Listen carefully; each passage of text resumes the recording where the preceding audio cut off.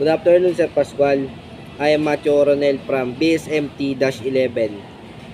This is my slogan about how ethics and morals prevent the seafarers to acquire HIV on board.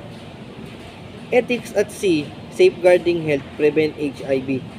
Strong moral values and ethical choices on board protect seafarers from risky behaviors, ensuring a healthier and safer crew. Together, we navigate the right course. First, behavior. You need to control your behavior to avoid things that HIV can cause. Second, your relationship.